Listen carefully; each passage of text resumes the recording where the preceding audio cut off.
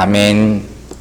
자, 오늘 우리가 볼 말씀, 우리가 얘기한 대로 팔복 가운데 세 번째 말씀에 대한 이야기예요. 먼저 마음이 가난한 자는 복이 있나니 천국이 그의 것이며 그랬죠. 마음이 가난한 자가 어떤 자라고 했죠? 내가 가진 것이 아무것도 없다. 특히 하나님에 대해서 나는 아무것도 몰랐구나 하는 것을 깨닫게 되면 어떻게 돼요? 믿음으로 하나님께 구하게 됩니다. 그 마음을 여러분 꼭 갖게 되기를 바랍니다. 그거부터 예수 믿는 시작이 되는 거예요. 그리고 그 가운데서 어떻게 돼요? 내 자신의 죄가 이렇게 크구나 하는 사람은 거기에 대해서 애통해하는 거예요. 다른 게 아니라 거기에서 정말 큰 슬픔을 갖게 되고 그로 말미암아 하나님의 위로를 받을 줄로 믿으시기 바랍니다. 그게 두 번째 축복이에요. 그리고 오늘 그 세 번째 복의 말씀을 봅니다. 세 번째 단계 복이라고도 말할 수가 있겠죠. 5장 5절 말씀 다시 한번 읽겠습니다. 온유한 자는 복이 있나니 그들이 땅을 기업으로 받을 것이며. 믿으시면 아멘 하시기 바랍니다. 영어 성경에 이렇게 나왔어요. Blessed are the gentle 혹은 meek라고도 합니다. For they shall inherit the earth. 땅을 기업으로 받는다. 유산으로 받는다는 얘기. 여러분, 애통하는 자에게 하나님은 반드시 위로를 주십니다. 믿으십니까? 그 위로를 경험했다는 것은 세상의 위로와는 틀리다 그랬죠. 어떤 위로입니까? 한번 깨졌다는 거예요. 내 죄로 말미암은 아픔을 통과한 거죠. 그 깨진 사람이 하나님 앞에 위로를 받고 나면 결국 온유한 모습으로 설 수밖에 없는 거예요. 이제 할 말이 없어지는 거예요. 그 전까지는 하나님 앞에 이렇저렇 말이 참 많았어. 핑계도 대고 여러 가지. 그런데 이제는 점점 할 말이 없어져요. 그게 바로 온유한 성품의 시작이라는 거예요. 그러니까 이 온유한 성품도 마음이 가난한 성품과 애통한 성품과 더불어서 인간이 본래부터 태어날 때부터 가지고 난 성품이 아니에요. 그런 성품을 가지고 태어나지 못했어요, 우리는. 이 성품은 예수 믿고 거듭난 사람들만이 소유할 수 있는 특별한 성품인 줄로 믿으시기 바랍니다. 이건 구하는 거예요. 그리고 이 성품은 특별히 온유는 훈련된 그런 성품이에요. 그래서 오늘 우리는 이 온유의 뜻을 먼저 알고 참 뜻이 무엇인가. 그리고 나서 그로 말미암아 받는 축복, 땅을 축복으로 받는다는데 그게 무슨 소린가? 그걸 우리가 알아보려고 하는 거예요. 여러분, 온유하면 여러분 어떤 성품이 떠오르세요? 사실 이 얘기하면 제가 항상 얘기하는 게 뭐냐면 이 성품은 제가 제일 갖고 싶어하는 성품이에요. 나에게 이런 온유함이 있었으면 제가 온유한 사람이 못 되거든요. 그 얘기를 저는 항상 제일 먼저 하고 싶어요. 내가 좀 온유한 성품을 가졌으면 좋겠다. 온유가 뭔가 물어보면 온순하고 착각하는 분이 많아요. 그냥 선하고 싸우기 싫어하고 큰 소리 안 내고 잘 참고 이런 정도의 성품을 온유라고 생각하고 또 어떤 영어 성경 보면 젠틀이라고 나오기도 했어요. 젠틀 혹은 미키라고 나왔거든요. 그냥 평안한 정도. 여러분 어떡하세요? 여러분 어떻게 생각하시면 모르겠어요. 여러분 온유하다고 생각하는 분 있어요? 난 그래서 성품이 어느 정도 온유하다. 아무도 안 계세요? 그래도 있게 되기를 바랍니다. 저도 주변에 좀 누가 이렇게 온유한 사람이 있을까? 물론 있겠죠. 근데 그냥 온순하다. 우리 딸 이진이가 보면 온순해요. 어렸을 때 얘는 무슨 큰 소리를 낸 적이 없어요. 제가 아무리 생각해봐도. 근데 그게 온유하고는 또 틀리다는 걸 우리는 알아야 돼요. 혹시라도 이 가운데 내가 옛날에는 참 온순하고 온유했는데 결혼하고 아이 낳고 나자 많이 변했어. 이렇게 생각하시는 분도 있을지도 몰라요. 여러분 그건 말이 안 되는 얘기예요. 온유라는 성품은 변하는 게 아니에요. 하나님의 성품은 변할 수가 없는 거죠. 그렇다면 그건 가짜죠. 자, 오늘 저는 이 온유라는 성품에 대해서 크게 두 가지로 나눠서 설명하는 거예요. 하나는 내 안에 내재되어 있는 것이고 또 하나는 상대적으로 나타나는 반응이죠. 상대적으로 나타나는 게 사실 온유의 중심 의미가 되거든요. 먼저 내 안에 내재된 온유의 첫 번째 모습은 뭐냐면 저는 이렇게 설명할 거예요. 극단에 서지 않는 것. 익스트림이라 그러죠. 끝과 끝이야. 극과 극. 그렇게 사는 사람도 있어요. 콱 올랐다가 템포가 푹 떨어졌다가. 그렇게 하지 않는 거예요. 그걸 뭐라고 한자로 얘기하면 중용이라고 얘기해요. 마더니스라고 표현하기도 해요. 가운데 있는 게 중용. 이거 굉장히 영어로 표현하기가 굉장히 어렵다고들 얘기를 합니다. 중용이라고 하는 거예요. 자, 전도서 7장 16절에 이런 말 나와 있어요. 지나치게 의인이 되지도 말며 지나치게 지혜자도 되지 말라. 과하지 말라는 거예요. 어찌하여 스스로 패망하게 하겠느냐. 이런 분들이 있잖아요. 너무 극단으로 올라갔다 툭 떨어졌다는 거예요. 우리 사회의 큰 문제 중에 하나가 바로 이거예요. 흑백 논리예요. 옳거나 그르거나. 그러니까 맨날 싸우는 거예요. 갈등이 있고 원한이 조장되는 바로 여기서 나오는 거란 말이에요. 온유라는 한자를 좀 찾아봤어요. 그 한자가 뜻글자라서 여러분 성경을 한자 성경을 읽으면 굉장히 도움이 됩니다. 그 어떤 글자냐면 따뜻할 온, 부드러울 유. 참 한자도 좋죠. 따뜻하고 부드러운 것을 온유함이라 그래요. 여러분이 따뜻한 사람이 되기를 바랍니다. 여러분 볼 때 저 사람은 그냥 따스한 것 같아. 이렇게 느껴지게 되길 주의 이름으로 축원합니다. 여러분 어느 교회에 가보면요. 그 기운이 느껴져요. 들어올 때부터. 이 교회는 참 따뜻하다. 그 교회는 성장하고 사랑이 넘치는 교회가 되는 거예요. 사람들 어떻게 해요? 어떨 때 따뜻해요? 서로 사랑하면 따뜻합니다. 그렇죠? 절대로 추울 수가 없습니다. 또 따뜻하다는 건요. 살아있는 거예요. 피가 통할 때 따뜻하죠. 손발이 차면 피가 잘 안 통한다는 거예요. 그러니까 이 따뜻하다는 게 얼마나 중요한 거예요. 근데 그 반대는 뭡니까? 바로 극단적이라는 거예요. 극과 극. 그러니까 모든 언어 행실이 거칠고 폭력적이고. 갈 때까지 가는 게 소위 말해서. 근데 갈 때까지 가서 돌이키지를 못해. 그 나락으로 떨어지게 되는 거예요. 그래서 우리가 전도서에서 배웠잖아요. 지혜로운 사람은 멈출 자리를 아는 사람이겠어요. 아차 싶으면 스탑을 하는데 그게 안 되는 거예요. 그냥 막 하다가 어느 순간에 어떻게 돼요? 툭 떨어지거나 또 부러지거나 둘 중에 이렇게 하나가 되는 거예요.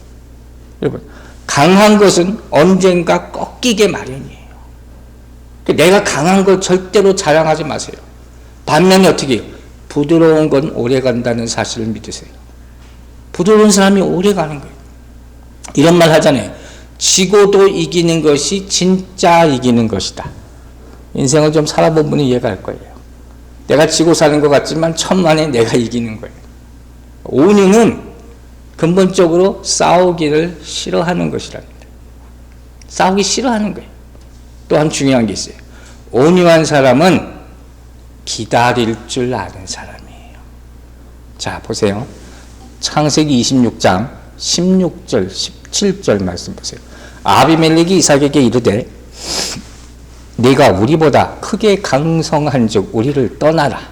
이삭이 그곳을 떠나 그랄 골짜기에 장막을 치고 거기 거류함. 이게 무슨 얘기냐면 이삭이 블레셋 사람들에게 시기를 당해서 우물을 파면 또 자기가 뺏어가고 우물을 파면 또 세 번, 네 번을 그렇게 쫓겨다녀. 근데 중요한 건 뭐예요? 그렇게 자기가 우물 파서 내 우물 내가 살 곳을 만들려 했는데 쫓겨나면서도 절대로 다투지를 않는다니까요. 아무 소리 안 하고 그냥 물러가요. 우리 같으면 어떻게 하겠어요? 이거 부당하지 그잖아요. 당장 싸우려 들겠죠. 싸워도 뭐 나쁜 건 아니죠. 정당한 거니까. 근데 이삭은 절대로 그런 적이 없었다는 거예요. 여러분 이삭의 성품을 뭐라고 표현하는지 아세요? 물 같다. 들어보셨어요? 물 같다고 표현해요. 물 같은 성품의 소유자다. 이게 무슨 얘기냐면 물의 속성을 생각해 보세요. 물이 이렇게 흘러가잖아요. 그 막히면요 어떻게 돼요? 물은 그냥 머물러 있어요. 길이 열릴 때까지 그냥 기다립니다. 무리하지 않아요. 그러다가 점점 물이 많이 메면 어떻게 돼요? 힘이 생겨서 길을 뚫기도 하고 넘어가 버리기도 해요. 그래서 또 흘러가고 절대로 무리하지 않습니다. 때를 기다리는 거예요. 이게 바로 온유라는 성품인 줄로 믿으시기 바랍니다. 자, 마태복음 11장 20절에도 온유에 대한 말씀이 있어요. 예수님 하신 말씀이에요. 나는 마음이 온유하고 겸손하나 난 멍에를 메고 내게 배우라. 그리하면 너희 마음이 쉼을 얻으리니. 예수님의 성품이죠. 결과가 뭐예요? 온유한 자에게 쉼이 온다는 거예요. 극단적인 생활을 하고 사는 사람이 마음이 평안할 수가 없어요. 그 잠을 못 이루는 사람들이 많은 거예요. 왜 이 얘기를 하시냐? 예수님이 유대인들에게 말하는 거예요. 유대인들은 싸워가지고 자기들이 나라를 빼앗기를 바랬단 말이에요. 해방을 생각했단 말이에요. 그래가지고 절대로 이길 수 없다 하는 거예요. 극단적인 방법을 뭔가 쟁취를 하려고 해서는 절대로 승리할 수 없다. 이런 사람들의 특징이 뭔지 아세요? 여기 나오는 멍해. 절대로 자기 멍행을 지려고 하지 않아요. 내가 왜 멍해를 져? 싸워서 이기면 되는 것이지. 그래서 이런 사람이 십자가를 지지 못하는 거예요. 절대로 예수님 말씀에 순종하지 못하게 되는 거예요. 여러분, 적자 생존이라는 말 들어보세요. 강자만이 생존 경쟁에서 살아남는다는 거예요. 세상이 그런 방법으로 돌아가잖아요. 근데 결과를 가만히 보니까 그 강자, 적자 생존의 논리대로 살아가는 강자가 오히려 오래 못 살더라. 물에 있는 물고기만 여러분 생각해 보세요. 우리가 일반적으로 생각할 땐 큰 물고기가 조금 작은 물고기 잡아먹고 또 좀 더 작은 물고기가 작은 물고기 잡아먹고 이럴 것 같죠. 근데 실제로 오랫동안 더 많은 개체가 살아남는 건 뭐예요? 작은 물고기들.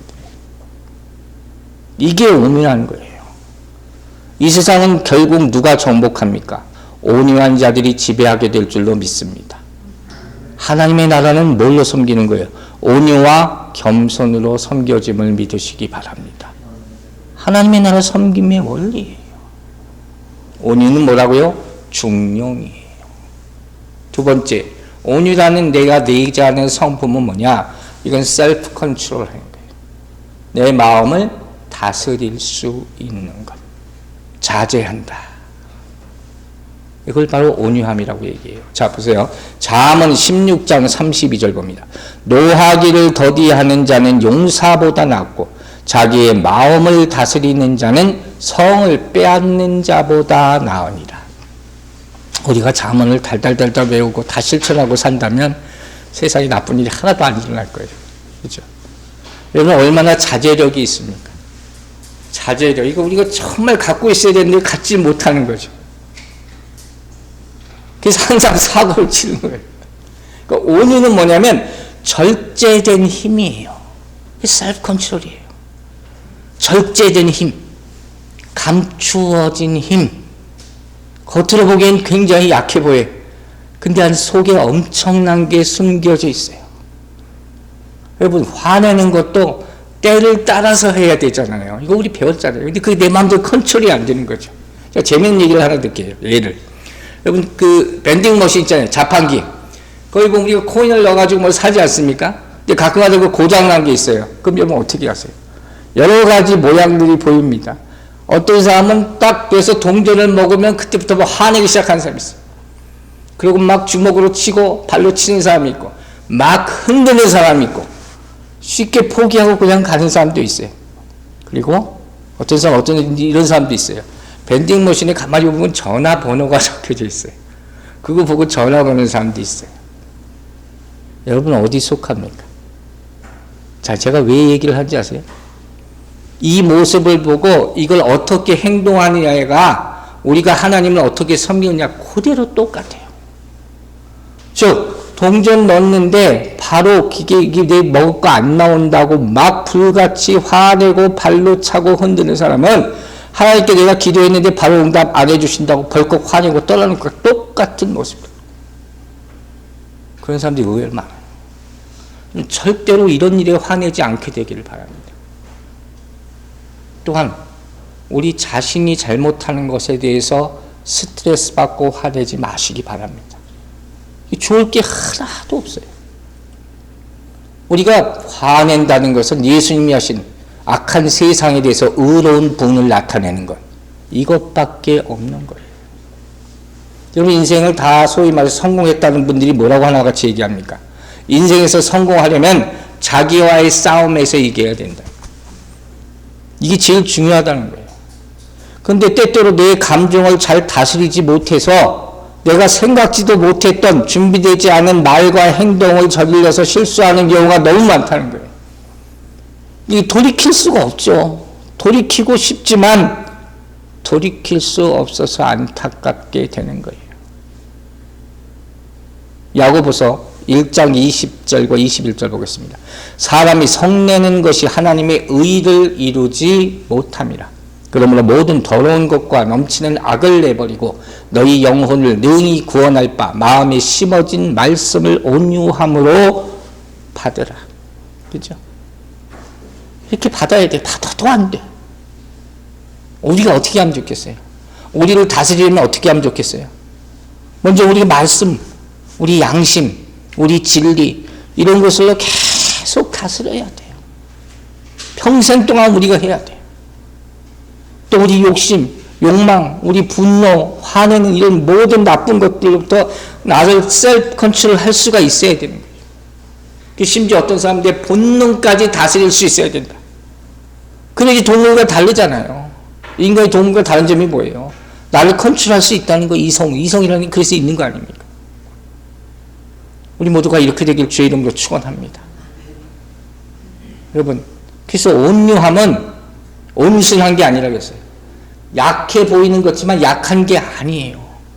온유함은 통제된 힘이에요. 내가 힘이 있어요. 내가 컨트롤하는 거예요. 제가 재밌는 일을 하나 드릴게요. 여자분들은 혹시 모를지 모르는데 미국 권투 선수 중에 옛날에 마이크 타이슨이라고 있었어요. 펀치 엄청 센 헤비급 챔피언한 타이슨이라는 애가 있어요. 얘가 무슨 챔피언전이었다고 제가 기억하는데 홀리필드인가 누군가 타이틀전 하다가 약을 올리니까 홀리필드라는 애가 막 반칙을 좀 했어요. 나중에 보니까 어떻게 했어요? 권투 하나 말고 귀를 물어뜯었어요. 권투 하나 말고 귀를 물어뜯었다니까. 이 말이 되는 얘기예요? 그게 뭐예요? 힘을 자기 컨트롤 못하는 거예요. 그 친구는 그 코치, 아버지 같은 코치 말만 듣는데요. 권투 선수가 주먹을 마음대로 쓰면 이게 흉기가 되잖아요. 똑같은 이 친구예요. 여러분 안에 다 힘이 있습니다. 누구나 다 힘이 있어요. 내가 탁월한 것도 있고 하나님이 주신 것도 있죠. 여러분이 절제할 수 있게 되기를 주의 이름으로 축원합니다. 이게 절대로 쉽지 않은 거예요. 어떤 사람은 이 온유라는 걸 뭐 이렇게도 설명했어요. 이 미크니스라는 말, 미크라는 말을 뭐라고 표현했냐면 이건 페인킬러 같은 거야. 단어의 언어적 의미가 비슷하대요. 우리가 아프면 진통제를 맞잖아요. 페인킬러를 맞잖아요. 막 아파서 막 죽을 것 같이 하다가도 이거 맞으면 온순해지는 거 똑같은 거다. 여러분이 막 불같이 화가 날 때 온유의 말씀을 페인킬러로 받아 절제하게 되기를 주의 이름으로 축원합니다. 우리 인생의 삶에 꼭 필요한 거예요.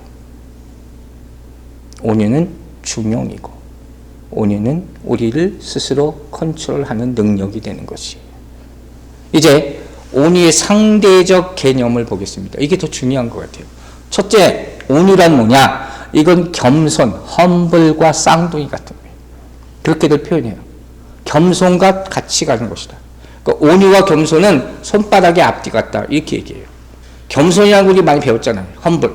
이 겸손이란 뭐냐? 스스로를 낮추는 마음이라고 그랬잖아요. 그럼 온유는 뭐라고 표현하면 내가 자꾸 높아지려는 것을 끌어당기는 거래요. 그 얘기가 그 얘기 같죠. 근데 뭐라고 이렇게 설명하는 거예요. 겸손은 나를 스스로 낮추는 마음이라면 온유는 내가 자꾸 교만해지려는 것을 절제하는 그런 행동이라는 거예요. 그러니까 겸손은 마음이에요. 소극적인 마음. 온유는 적극적인 행동이라는 거예요. 자, 예를 들어서 설명합니다. 야고보서 1장 11절 한번 보세요. 시험을 잘 참는 자는 복이 있나니 이는 시련을 견디어낸 자가 주께서 자기를 사랑하는 자들에게 약속하신 생명의 면류관을 얻을 것이기 때문이다. 온유와 겸손이라는 게 시험 당할 때 나타나는 모습이란 말이에요. 그래서 이 예를 든 거예요. 자, 두 가지 예를 들게요. 하나는 내가 있는데 누군가가 막 날 욕을 해. 내가 보기 억울하게 욕을 막 먹는 거예요. 근데 그럴 때 아무 소리 안 하고 잘 참고 있으면 그걸 겸손이다. 이렇게 얘기한다는 거예요. 여러분 겸손할 수 있게 되길 바랍니다. 그런데 만약에 이런 상황에서 내 앞에서 막 욕을 하는 사람이 있는데 그 가운데는 내가 내 페이스를 잃지 않는 거예요. 그냥 가만히 있어요. 화도 안 내고 그렇다고 슬퍼하지도 않고 그러면서 잔잔하게 미소를 띠고 있어요. 그런 사람 봤어요? 좀 무서울 것 같아요. 이게 온유라는 거예요.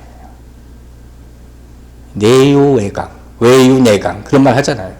바로 그걸 말하는 거. 외유내강. 겉으로는 약해 보이지만 안은 단단한 거죠. 그게 온유라는 거예요. 또 좀 더 센 예를 들어서 억울하게 내가 누구에게 매를 맞아요.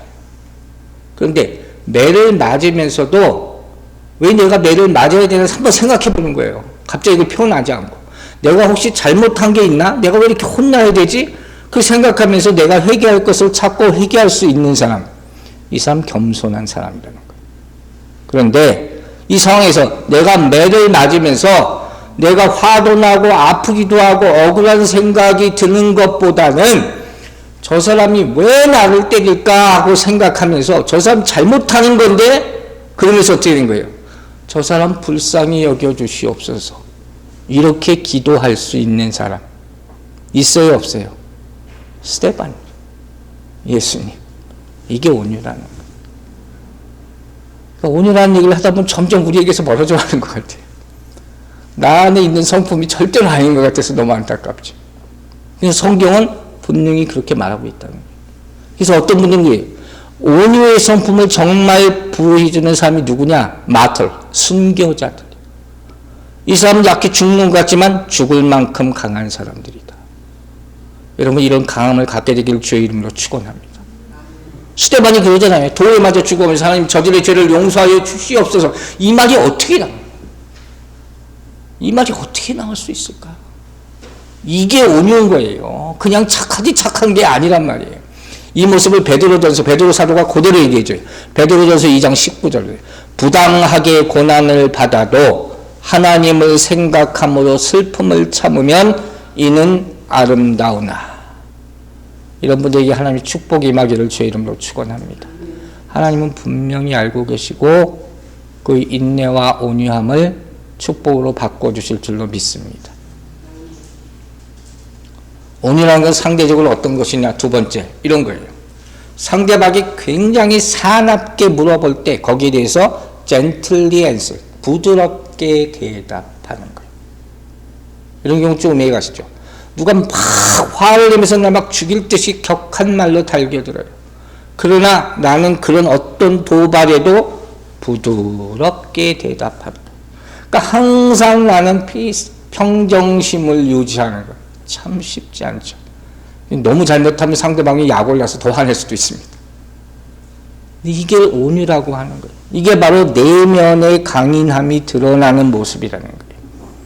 이 모습, 이 온유를 설명하면서 항상 설교 때마다 사람들이 예로 드는 사람이 있어요. 그게 누군지 아시겠어요? 성경에 이 사람은 참 온유한 사람이었다. 세상에 누구보다 온유한 사람이었다. 여러분 누가 떠오르세요? 모세. 자, 민수기 12장 3절 보세요. 이 사람 모세는 온유함이 지면의 모든 사람보다 더하더라. 저는 이 얘기를 처음 보면서 도대체 이해가 안 갔어요. 모세가 왜 온유해? 모세는 순간적으로 자기가 사람을 때려 죽인 사람이에요. 그 정도로 혈기왕성한 사람인데 성경에 이렇게 나와 있어요. 하나님이 세상에 누군 사람보다 더 온유한 사람으로 인정한 사람이에요. 그 이유를 알아야 될 거 아니에요. 어떻게 모세가 온유하다고 인정받았을까? 그 스토리가 민수기 12장에 나온단 말이에요. 짧게 나와야죠. 그게 뭐냐면 12장에 보면 모세가 이방 여인과 결혼을 하게 돼요. 모세가 잘못한 거죠. 그랬다가 동료들에게, 누이에게, 미리암에게도 그렇고 욕을 아주 바가지로 먹어요. 온갖 욕을 다 먹고 비난당하고 하는 거예요.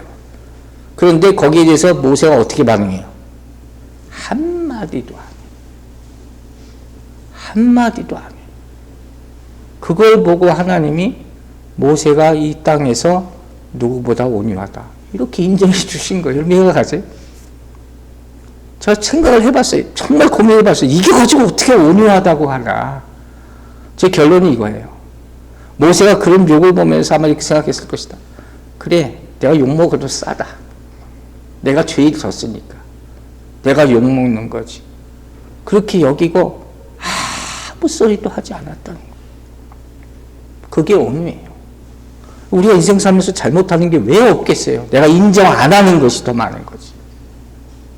그러나 누군가 그걸 지적을 할 때 우리가 순전히 받아들이고 온유한 성품으로 인정하게 되기를 주의 이름으로 축원합니다. 쉽지는 않죠. 쉽지는 않은 거예요. 제가 조금 재밌는 예를 들어서 설명을 할게요. 온유를 어떤 분은 뭐라고 이렇게 설명하더라고요. 온유는 수용성이다. receptivity라는 것을 써요. 받아들이는 거예요. 남을 받아들이는 것이. 이게 무슨 소리냐? 이런 거예요. 가정에서 여러분 이해가 갔을 거예요. 부부가 싸우는 원인 중에 하나가 뭔지 아세요? 서로 자존심이 상해서요. 특히 여자분들 다 아시겠지만 남자들은요 단순해요. 자존심만 이렇게 좀 세워지면 좋아합니다. 근데 남자들이 이렇게 얘기하다가 이게 옳고 이게 그러고 막 얘기하는데 그럼 옆에서 그렇다고 해주세요 그냥. 그럼 좋아해요. 근데 괜히 자기가 똑똑하다고 그게 아니지 그러면 어떻게, 그때부터 남자는 돌아요. 절대 그러지 말란 말이에요. 그래가지고 틀리더라도 이 남편이 틀린 말을 해. 그래도 맞다고 해주세요. 왜 그러겠어요? 밖에 나가면 그런 얘기 하지도 못해요. 그러니까 집에서라도 인정받기 원한다는 거예요. 그러니까 심지어 누가 뭐라고 하는지 아세요? 그런 사람이면 미스 코리아도 같이 못 산다. 얼마나 싫길래 그러겠어요. 여러분 생각해 보세요. 여러분의 마음을 주고 싶은 사람이 있어요? 그 사람 누구겠어요? 내 마음을 열어주는 사람이에요. 내게 마음을 열어주는 사람한테 마음을 주고 싶은 거예요. 그럼 피차 마찬가지예요. 그게 바로 온유라는 거예요. 온유한 사람은 들어줄 수 있어요. 온유한 사람이 상대방의 인격을 존경해 줄 수 있는 것입니다. 여러분이 온유한 성품을 다 가져서 행복하게 되기를 주의 이름으로 축원합니다. 즉 이런 거예요. 나에게 힘이 있어요. 내게 지식이 있어요. 근데 과용하지 말고 자랑하지 마세요. 이제 그럴 때쯤 되셨잖아요. 다들. 절대 그러지 마세요. 아무 때나 나타내지 마세요. 절제하라는 거예요. 또 이기려 하지 말고 좀 져주세요. 내가 마음으로 이기는 거잖아요. 알면서 하는 거니까. 다 성취하지 마시고 조금씩 실패도 하세요. 이게 온유한 거예요. 예수님이 이런 삶을 사셨어요. 자, 이사야서 53장 7절 보세요. 그가 곤욕을 당하여 괴로울 때에도 그의 입을 열지 아니하였으며 마치 도수장으로 끌려가는 어린 양과 털 깎는 자 앞에서 잠잠한 양같이 그의 입을 열지 아니하였도다. 양같이. 여러분 양의 성품 중에 하나 아시죠? 양이 왜 순한 양이라는 줄 아세요? 칼에 찔러 죽어도 썰이도 안 내. 예수님이 힘이 없어서 그렇게 죽으십니까? 아니잖아요. 그게 온유라는 거예요. 그러므로 세 번째로 온유라는 뭐냐? 하나님의 어떤 음성에도 절대적으로 순종하는 것. 이게 온유예요. 나도 알아요. 나도 힘이 있어요. 다 할 수 있지만 하나님이 뭔가를 명령하시면 바로 그 자리에서 모든 걸 포기하고 주님의 뜻을 그대로 따르는 것. 이게 온유인 줄로 믿으시기 바랍니다. 특별히 여러분이 어려움과 핍박 가운데 있을 때 감사할 이유가 바로 그 어려움과 고난을 통해서 내게 겸손과 온유의 성품을 갖게 되기 때문에. 그죠? 깎여 나가는 거죠. 얼마나 우리가 뭐가 많이 나 있는지를 성경을 볼 때마다 느끼가 되는 거예요. 근데 참 이상한 것이 저도 제 자신을 보면 깎였다고 싶은데 왜 다시 또 그게 또 생겨 있는지 모르겠어요. 평생 깎아야 된다는 얘기. 여러분, 나의 영혼이 잠잠히 하나님만 바라라. 좋은 찬양이 있잖아요. 그 맨 마지막 기억하세요? 가사? 내가 요동치 아니하리. 내가 요동치 아니하리. 어떤 어려움대로 예수 그리스도의 성품을 그대로 지키게 되길 주의 이름으로 축원합니다. 참 이 온유에 대한 얘기는 너무 많지만 우리 모세와 함께 항상 또 예를 듣는 사람이 하나 있어요. 그게 누구냐면 칼빈이에요. 이 칼빈이 어렸을 때부터 제네바에서 수학을 하면서 설교를 합니다. 근데 이 사람의 설교가 너무 고다. 너무 양심적인 설교만 해. 이거 사람들이 좋아하겠어요? 별로 안 좋아하는 사람도 많게 되지. 그래서 결국 제네바의회에서 쫓겨나요. 추방명령을 당해. 그런 일까지 벌어져요. 얼마나 가슴이 아프겠어요. 그래서 제네바를 떠나게 돼요. 근데 세월이 흐르고 나서 그 제네바에 그렇게 영적인 설교를 하는 사람이 없으니까 도시가 다 타락하잖아요. 의회 사람들이 다시 칼빈을 불러오기로 합니다. 그래서 다시 이 사람이 가려고 해요. 그 칼빈하고 같이 있던 동료들이 뭐라 그러냐면, 아니 자존심도 없냐? 당신을 쫓아냈던 사람들이 다시 당신을 불러오는데 거기를 왜 가니? 이렇게 하는 거예요. 여러분 어떻게 하겠어요? 그때 칼빈이 뭐라 그러는지 아세요? 이게 하나님의 뜻이라면 내가 필요한 곳에 나는 어디든지 가겠다. 누가 불러서 어디가 좋아서가 아니죠. 하나님의 뜻에 절대로 순종하는 것. 그게 온유인 줄로 믿습니다.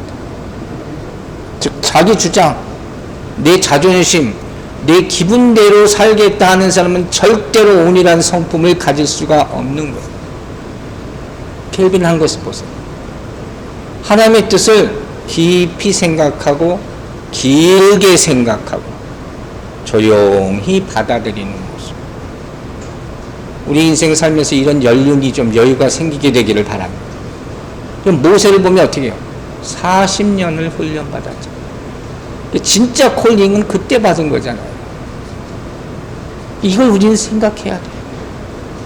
너무 급하게 생각하지 말자는 거죠.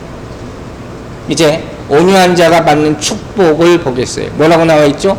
땅을 기업으로 받는다. 그 부동산 많이 하는 분들 그거 생각하시면 큰일 납니다. 땅을 기업으로 받는다. 자, 세 가지 의미로 간단하게 설명을 마칠게요. 첫 번째, 땅을 기업으로 받는다는 건 뭐냐면 하나님께 이스라엘 백성들이 약속한 가나안 땅. 그걸 얘기한 거예요. 이스라엘 백성이 받았어요, 안 받았어요? 다 받아 누리잖아요. 그걸 약속했어요. 수도 없이 많이 약속했어요.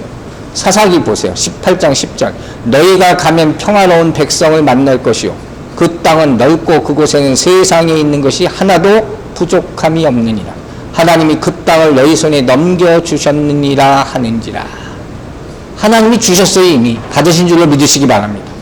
하나님이 약속한 땅이 있어요. 갈렙도 뭐라 했어요?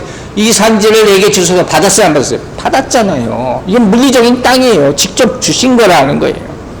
왜 가능합니까? 하나님이 이 땅의 주인이시기 때문에. 믿으십니까? 하나님 땅이에요. 하나님이 이 땅의 왕으로서 이 땅에 살 수 있는 권리를 우리에게 다 주셨잖아요.